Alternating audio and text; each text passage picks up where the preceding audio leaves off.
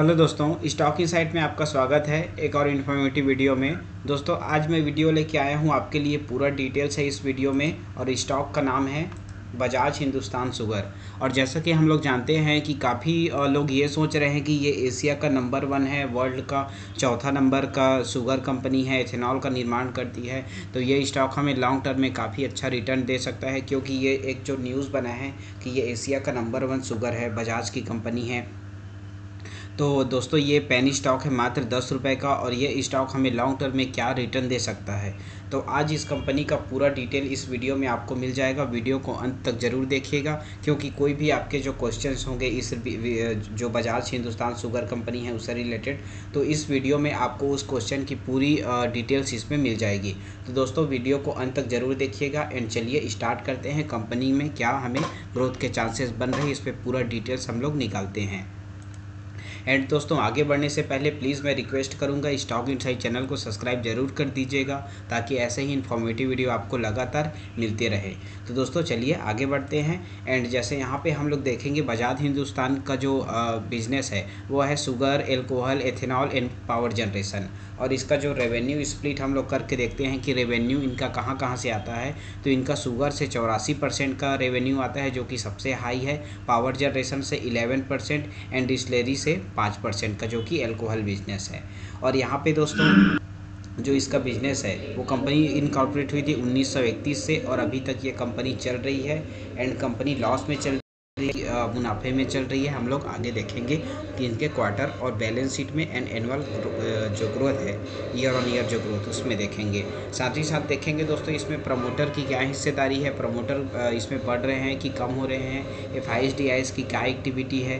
तो ये सब आपको इस कंपनी के बारे में ज़रूर जानना चाहिए। तो वीडियो को स्किप मत कीजिएगा और अंत तक ज़रूर देखिएगा, ताकि कोई भी डिटेल्स आपसे मिस ना हो सके। तो दोस्तों यहाँ पे जैसे हम लोग देखते हैं एक दिन में, तो एक दिन में इस स्टॉक ने हमें, आज 30 सितंबर है, तो आज इस स्टॉक ने हमें 1.95% का रिटर्न इस स्टॉक ने हमें एक दिन में दिया है।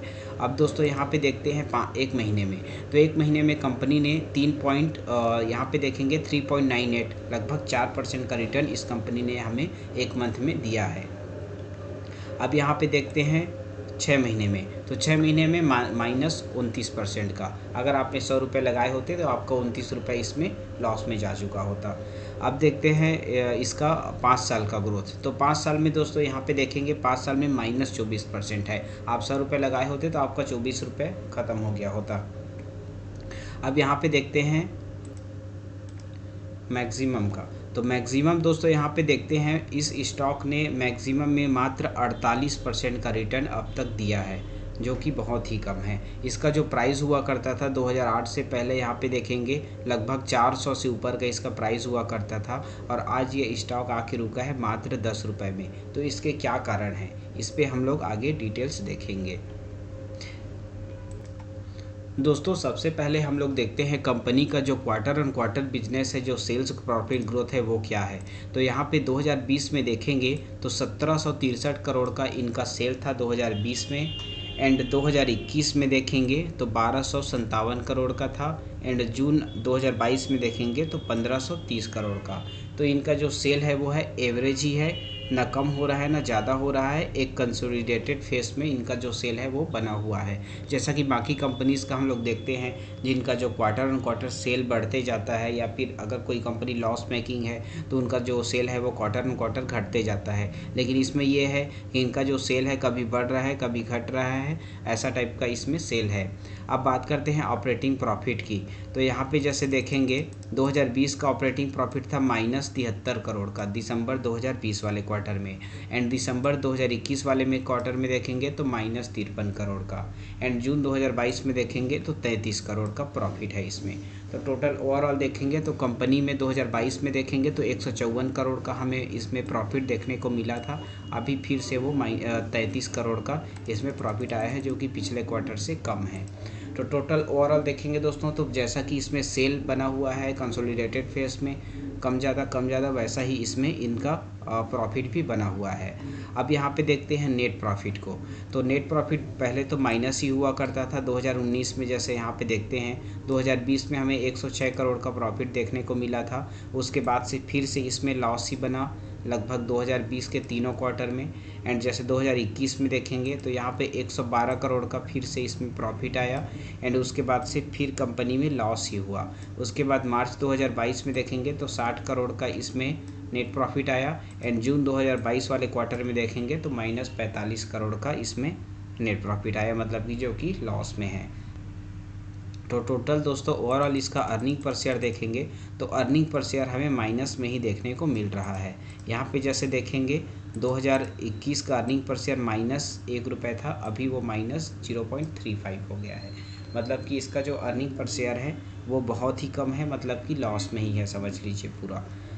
अब देखते हैं कंपनी का दोस्तों बैलेंस शीट। बैलेंस शीट देखने से पहले एक बार क्वार्टर ऑन क्वार्टर इसका ईयर ऑन ईयर ग्रोथ देख लेते हैं। तो यहाँ पे जैसे देखेंगे तो मार्च का जो क्लोजिंग होता है तो मार्च फाइनेंशियल ईयर के हिसाब से हम लोग यहाँ पे देखेंगे तो 2017 में 4399 करोड़ का सेल था, 2018 में 5847 करोड़ का सेल था।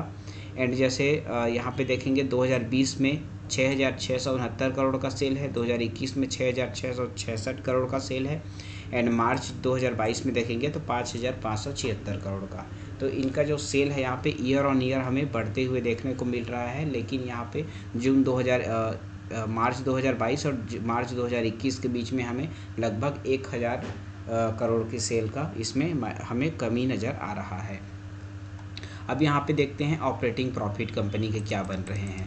तो 2017 से हम लोग देखेंगे 2017 में इसमें 851 करोड़ का नेट प्रॉफिट था, 2018 में 272 करोड़ का नेट प्रॉफिट है, 2019 में 297 करोड़ का नेट प्रॉफिट है, 2020 में 454 करोड़ का नेट प्रॉफिट है और 2021 में 163 करोड़ का नेट प्रॉफिट है, 2022 में 172 करोड़ का नेट प्रॉफिट है। तो टोटल ओवरऑल देखेंगे तो दोस्तों तो नेट प्रॉफिट भी इनका बढ़ते हुए नहीं जा रहा है, कंसोलिडेटेड फेस पे है, जो कि इसमें ऊपर नीचे बना हुआ है। जैसा कि यहाँ पे 2017 का हम लोग देखते हैं तो 2017 में हमें 851 करोड़ का जो नेट प्रॉफिट आया था वैसा हमें देखने को इसमें आगे नहीं मिला है। अब टोटल इसमें देखते हैं ईयर ऑन ईयर का जो नेट प्रॉफिट है वो क्या है। तो 2017 का देखते हैं यहाँ पे -92 यहाँ पे देख सकते हैं। एंड जैसे 2018 देखेंगे -500। टोटल दोस्तों यहाँ पे माइनस ही हमें शो हो रहा है। 2022 का देखेंगे माइनस में ही है, -268 करोड़ का। तो टोटल ओवरऑल देखेंगे दोस्तों अर्निंग पर शेयर भी इसका माइनस में है। डिविडेंड तो अगर कंपनी लॉस में ही है तो डिविडेंड इसमें कोई भी डिविडेंड नहीं है। तो टोटल दोस्तों अभी तक हम लोग जो देखे हैं ईयर ऑन ईयर और क्वार्टर ऑन क्वार्टर तो कंपनी पूरा हमें वीक ही नज़र आ रहा है। अब दोस्तों यहाँ पे कंपनी का हम लोग बैलेंस शीट देख लेते हैं। तो जो शेयर कैपिटल है वो 124 है यहाँ पे। एंड कंपनी का जो रिज़र्व देखेंगे वो रिज़र्व इनका 2018 में जो रिज़र्व हुआ करता था 2685 करोड़ का, अभी वो मात्र रह गया है 2051 करोड़, जो कि कम हो गया है। बात करते हैं डेट की। तो डेट इनका 2017 में 7000 करोड़ का था, 2018 में 6700 करोड़ का हुआ, 2019 में 6026 करोड़ का हुआ और 2020 में 5400 का हुआ, 2022 में देखेंगे तो 4800। तो ओवरऑल जैसे देखेंगे तो कंपनी का जो डेट है वो धीरे धीरे कम हो रहा है, लेकिन बहुत ही धीरे धीरे हो रहा है।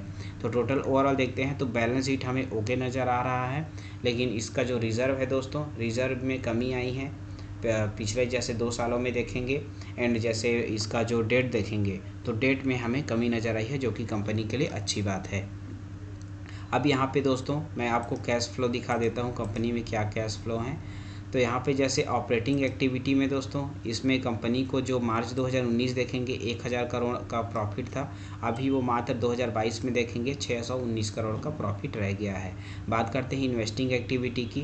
तो इन्वेस्टिंग एक्टिविटी से कंपनी को पहले लॉस ही हुआ करता था, अभी वो 2021 और 2022 में इसको 22 करोड़ और 13 करोड़ का प्रॉफिट हुआ है। अब यहाँ पे देखेंगे फाइनेंशियल एक्टिविटी से इनको दोस्तों यहाँ पे पहले प्रॉफिट हुआ करता था 2015 तक। एंड 2016 से जैसे देखेंगे तो इनको लॉस ही मिल रहा है। यहाँ पे 2019 में देखेंगे 1000 करोड़ का लॉस यहाँ पे देखते हैं, 2022 में देखेंगे 654 करोड़ का लॉस है। तो टोटल जो कैश फ्लो है दोस्तों कैश फ्लो हमें निगेटिव में ही देखने को मिल रहा है। 2021 में -30 करोड़ का था, 2022 में -22 करोड़ का। तो टोटल कैश फ्लो सेगमेंट में हमें वीक नज़र आ रहा है। अब यहाँ पे देखते हैं शेयर होल्डिंग पैटर्न कितना स्ट्रॉन्ग है। तो दोस्तों यहाँ पे शेयर होल्डिंग पैटर्न देखते हैं। प्रमोटर की जो हिस्सेदारी है, प्रमोटर की हिस्सेदारी 15% हुआ करती थी 2019 में, अभी प्रमोटर इसमें बढ़ के 24% हो गए हैं, जो कि कंपनी के लिए अच्छी बात है, एक पॉजिटिव सिग्नल है। अब FIIs की होल्डिंग देखेंगे।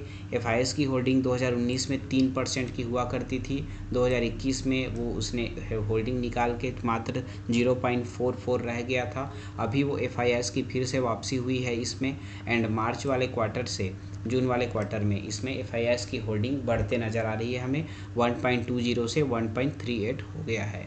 तो ये भी शेयर होल्डिंग पैटर्न में देखेंगे तो इसमें हमें थोड़ा सा पॉजिटिव नज़र आ रहा है, क्योंकि FIIs इसमें ट्रस्ट दिखा रहे हैं, साथ ही साथ प्रमोटर ने भी अपनी हिस्सेदारी बढ़ाई है। अब DIs का होल्डिंग देखेंगे दोस्तों, तो DIs अपना होल्डिंग लगातार कम कर रहे हैं, जैसा कि यहाँ पे देख सकते हैं 2019 में यहाँ पे शेयर होल्डिंग था DIs का 44% का, एंड 44% के बाद दोस्तों यहाँ पे अभी DIs की होल्डिंग रह गई है मात्र 19% का, जो कि एक निगेटिव सिग्नल है अगर आप इस तरफ से देखते हैं कि DIs की होल्डिंग इसमें कम हुई है। अब बात करते हैं पब्लिक होल्डिंग की, तो पब्लिक होल्डिंग 54% है।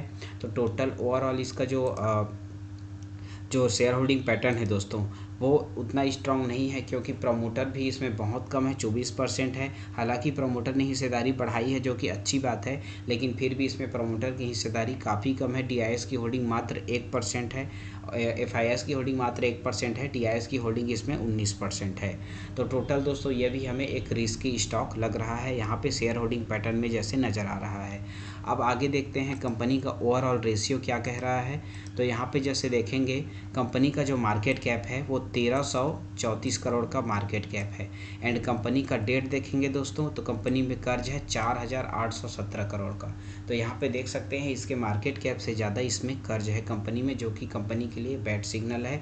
एंड कंपनी का जो अर्निंग पर शेयर है वो हमें माइनस में ही नज़र आ रहा है। कंपनी का डेट टू इक्विटी 2.21 है, जो कि सही नहीं है, गलत है ये, मतलब गलत है मतलब कि ये इतना डेट टू इक्विटी नहीं होना चाहिए। कोई भी कंपनी का कर्ज जो है उसके मार्केट कैप से ज़्यादा नहीं होना चाहिए। और यहाँ पे जैसे देखेंगे रिटर्न ऑन इक्विटी माइनस में ही है, -11%। रिटर्न ऑन कैपिटल एम्प्लॉयड देखेंगे तो 0.14 है, ये भी निगेटिव में ही है। अब टोटल ओवरऑल इसका प्रॉफिट ग्रोथ देखेंगे दोस्तों, तो जो 5 साल का जो रिटर्न ऑन इक्विटी है वो हमें माइनस में ही नज़र आ रहा है। एंड जैसे यहाँ पे नेट प्रॉफिट देखेंगे, नेट प्रॉफिट भी हमें माइनस में ही नज़र आ रहा है। बात करते हैं कंपनी की बुक वैल्यू की, तो कंपनी का बुक वैल्यू 17 रुपये का है और स्टॉक ट्रेड कर रहा है 10 रुपये में। तो ये अंडर वैल्यूड क्यों हुआ? क्योंकि कंपनी का जो एसेट है, कंपनी में की काफ़ी सारे बिजनेस है, काफ़ी सारे प्लांट्स है, कंपनी काफ़ी बड़ी है, जैसा कि हम लोग जानते हैं। एशिया का नंबर, इसमें एशिया का टॉप 4 में ये आता है, और इंडिया का काफ़ी बड़ा ये शुगर प्रोड्यूसर है।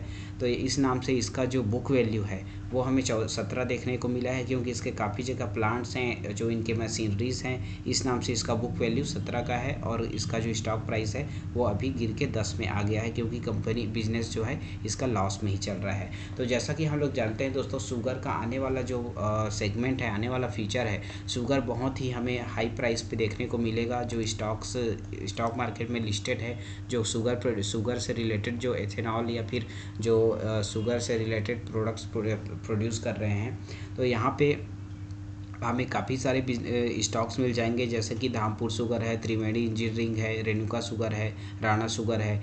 और यहाँ पे जैसे बजाज हिंदुस्तान का देखेंगे दोस्तों, तो हमें कोई भी ग्रोथ नज़र नहीं आ रहा है। तो दोस्तों टोटल ओवरऑल देखेंगे तो ये कंपनी लॉस मेकिंग कंपनी ही लग रही है। अगर आप 10 रुपये का कोई भी पेनी स्टॉक में इन्वेस्ट करना चाहते हैं तो आप इस स्टॉक से दूर रहें, और कोई दूसरा स्टॉक आपको ज़रूर देखना चाहिए जो कि फाइनेंशियल स्ट्रांग हो, जिसका ROE एंड ROC अच्छा हो, एंड कंपनी पे डेट ना हो, प्रमोटर अच्छे खासे हो। तो दोस्तों ये था बजाज हिंदुस्तान के बारे में मेरा व्यू। आपको क्या कहना है इस कमेंट में ज़रूर बताइएगा। एंड अगर आपको वीडियो अच्छा लगा तो प्लीज़ सब्सक्राइब कर दीजिएगा चैनल को, एंड वीडियो को एक लाइक कर दीजिएगा। वीडियो को अंत तक देखने के लिए दोस्तों आपका बहुत बहुत धन्यवाद।